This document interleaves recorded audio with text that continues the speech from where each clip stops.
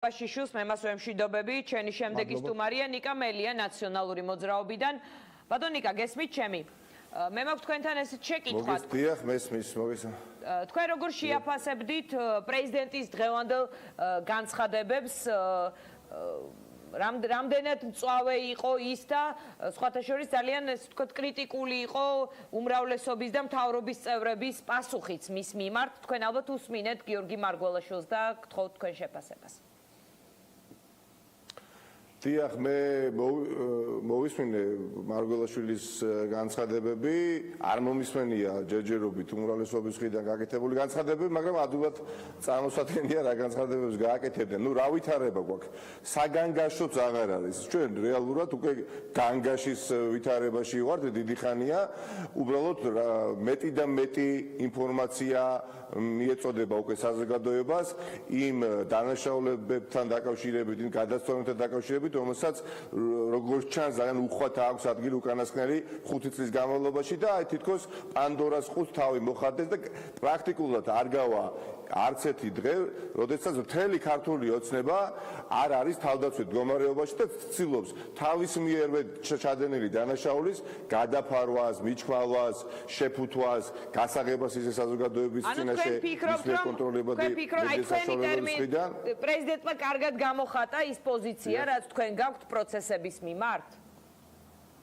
არა მხოლოდ პრეზიდენტი, არა მხოლოდ დაუშვათ მე, თქვენ დარწმუნებული ვარ ეხლა როგორც სტუდიის მიღმა ზუსტად ის დაბეჭირება გექნებათ შექმნილ ვითარებას დაკავშირებით, როგორც მე თუნდაც პრეზიდენტთან რიგით მოქალაქეს. შეუძლებელი არის, როდესაც შავზე თეთრს იძახიან. შეუძლებელი არის, როდესაც შენ ხარ ყალბი და ამ შემთხვევაში საკმარისია ბატონი ჯეჯელავა, 2 დღეში ადამიანის კარიერა დამთავრდა, ხო? ბატონმა ჯეჯელავამ ალბათ ქრესტომათიული, ასე ვთქვათ, წინადადებები და შეფასებები გააკეთა, ის შეფასებები, რომელიც არ უნდა გააკეთოს პოლიტიკოსმა. სხვა გზა არ აქვს. მე დღეს გავაკეთე კომენტარი და თქვენ წინაშე გავიმეორე, თუ შეიძლება რომ ქართული ოცნება, ნუ თუ ჩვენ ფიქრობთ, ამ ვინმეს აქვს იმის ილუზია, რომ ვერ ხვდება, რომ ის არის ძალიან ძიმე მდგომარეობაში. არა, ქაოტოდიან, ისინი ძალიან კარგად ხვდებიან, არც ცნობიერებენ. უბრალოდ ამ შექმნილ რეალობაში სხვა გამოსავალი მათ არ აქვს. მათ აქვს მაგალითად ფარცხალაძეზე თუ საუბრობთ, არჩევანი დასაჯონ ადამიანი, რომელიც თავიდან ბოლომდე აკონტროლებს პროკურატურას, ფინანსურ პოლიციას და განსაკუთრებით სასამართლო სისტემას. ეს არის ადამიანი, რომელმაც დაალაგა ურთიერთობები 2012 წლის 1 ოქტომბრის შემდეგ სასამართლო სისტემაში. პირადი კონტაქტებია, ჩინჩალაძე მისი კადრია, ეს ბატონი მურუსიძე მისი კადრია. ფარცხალაძეს გარეშე რეალურად ინგრევა მთელი ეს არაფორმალური სტრუქტურა, რომელსაც რამდენ არაფორმალურ მმართველზე საუბრობთ, ბატონ ნიკა? შენდებოდა. ბევრი ასეთი არაფორმალური მმართველია თქვენი აზრით ქვეყანაში, იმიტომ რომ აქამდე მხოლოდ ერთზე საუბრობდით და ეხლა ფარცხალაძის სახით კიდევ არა, არის სათავეში ჯაჭვი, არა, გეკადრებათ, ის არის, რა თქმა უნდა, ცალკე შემთხვევა არის, ის არის ოლიგარქიულ წესწყობილობაზე საუბრობთ და ბატონი ფარცხალაძე არის განსაკუთრებით ძალოვან სტრუქტურებზე მიმაგრებული და სასამართლო სისტემაზე. ეხლა ამ ადამიანს თუ კი დასჯიან, თანაც დასჯიან თორდიას გამო და თორდიას მიმართ, როგორც აუდიტის სამსახურის უფროსის მიმართ, როგორი დამოკიდებულება აქვს, იცით, აი, ჩვენი საუკეთესო ჯარისკაცი თორდიას გამო როგორ უნდა გავწიროთ. აი, ასეთი დამოკიდებულება აქვს. რეალურად ესენი შეიძლება ჩამოინგდნენ არჩევნებამდე. ამიტომ ისინი ცდილობენ, რომ იმ გზაზე, რასაც გარდაუვალი გზა ქვია, ანუ ხელისუფლების დაკარგვის გზა მაქვს ხედველობაში, ოცნებას ურჩევნია დაავადებულმა, მძიმე დაავადებულმა იაროს, ვიდრე მყისიერად, ასე ვთქვათ, ტრაგიკულად დაიღუპოს. ამიტომ ფარცხალაძესნაირი ფიგურის დასჯა და მასაჟულების წინაშე წარდგენა ნიშნავს, რომ ინგრევა ქართული ოცნების არაფორმალური მთელი მექანიზმი და სტრუქტურა. კარგით, ნახოთ როგორი რეაქცია ექნებათ მათ შიგნით აი ამ პროცესებზე, იმიტომ რომ მაინც არ დასრულებულა ეს საქმე. ბატონო ნიკა, მე მაქვს ესეთი შეკითხვა, ჟურნალისტის აზერბაიჯანელი ჟურნალისტის кейს რო დაუბრუნდეთ, რომელიც ბოლო დღეებია ყველაზე მნიშვნელოვანი ამბავია ჩვენს ქვეყანაში.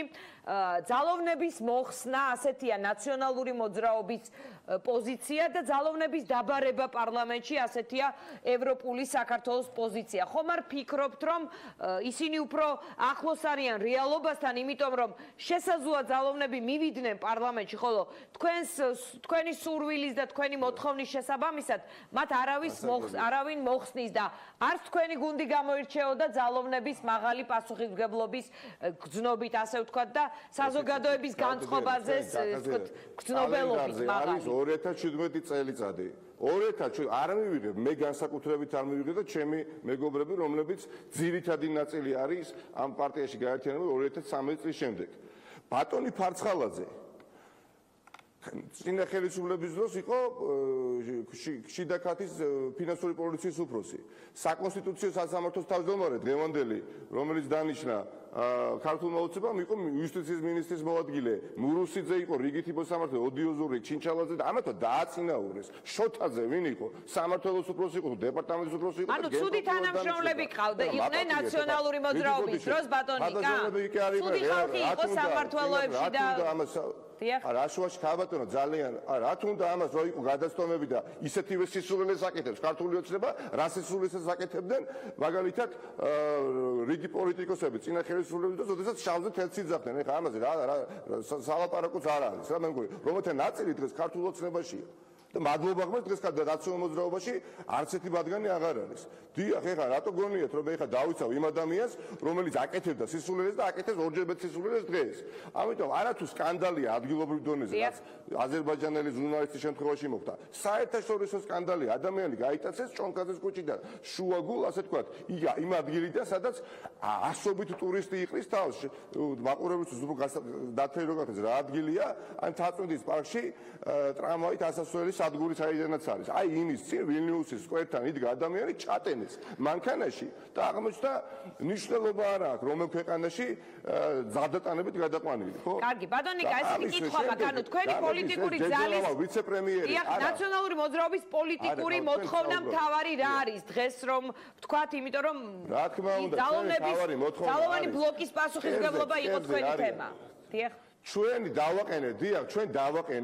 ჩვენ დავაყენეთ ერთადერთი სწორი მოთხოვნა, რაშიც რა თქმა უნდა მე დაწონებული ვარ რომ ფარცხალაძეზე ვსაუბრობ თუ ფარცხალაძეს თუ მოხდის ანუ დააკავებენ, დააპატიმრებენ, ჩამოენგრევათ ის რა ქვია მთელი არაფორმალური სტრუქტურა და ეხლა თუ მოხსნიან გომელაურს, ივანიშვილი ეხლა გომელაურს თუ მოხსნის, ბუნებრივია უმძიმეს მდგომარეობაში ვარ, მაგრამ კიდევ ერთხელ რომ დაინახო საზოგადოება, რამდენად არაადეკვატურია ხელისუფლება.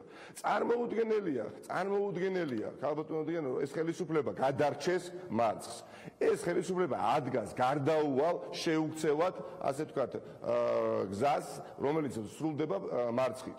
ჩვენ ხედავთ ხო, როდესაც ფარცხალაძესთან არაფორმალურ გარემოში მთელი ძალოვანი უწყებების, ასე ვთქვათ, შემადგენლობით შემდგარი თათბირი იმართება სახლში, მერე გამოდიან და იქით აბრალებენ აუდიტის სამსახურის უფროს, გამოდის პრეზიდენტი, ეხლა მეტი რაღა უნდა თქვას პრეზიდენტმა მართლაც.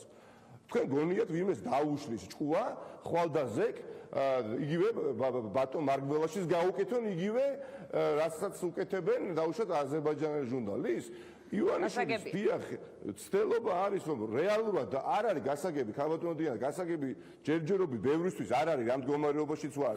ესე იყო კორცხელში, როდესაც შეგვექვა კორცხელშიც დია გამოვიდნენ და ურცხვად ამბობდნენ თვითონ მოიწესო პროვოკაცია, როდესაც პატიმარს გადააფარეს ტომარა თავზე, დიახ, ტყუისო ამბობდნენ და ეხლა როდესაც უკვე შუაგულ თბილისში და გაქრა ადამიანი და აღმოჩნდა კარგი, თქვენ ხედავთ ალბათ აქტივობას და პროტესტს, რომელიც აქვს პირველ რიგში ჟურნალისტებს ამ ფაქტის მიმართ. დიდი მადლობა ნიკა. არ დავასრულე თუ შეიძლება ფრაზა ამ შემთხვევაში მე ქართული ოცნების ბედი ნაკლებად მანაღლებს მით უფრო დარწმუნებული ვარ რომ ეს ზალა აბსოლუტურად გაქრება არჩევნების შედეგად ამაში დარწმუნებული უბრალოდ რენომე იმიჯი ჩვენი სახელმწიფოს იმდენად ილახება როდესაც საკონსტიტუციო ორგანოს ხელმძღვანელს ცემენ შუაგულ თბილისში როდესაც ჟურნალისტი იტაცებენ ქვეყნიდან ძალდატანები და ასე შემდეგ ბუნებრივია ჩვენ კარგი ბატონიკა არჩევნები მალე იქნება და შევამოწმებთ ვინ გაქრება ვინ დარჩება დიდი მადლობა ნიკა მელიას ის ნაციონალური მოძრაობის ერთ-ერთი ლიდერი უნდა შეიტანოთ რომ აი ეს კრიმინალები აღარ იყვნენ ხელისუფლებაში ფარცხალაძე და კალაძე მე გადავწყვეტ სად შევიტანო ჩემი წვლილი დიდი მადლობა ნიკა მელიას რეკლამის შემდეგ გია ხუხაშვილი იქნება ჩვენი სტუმარი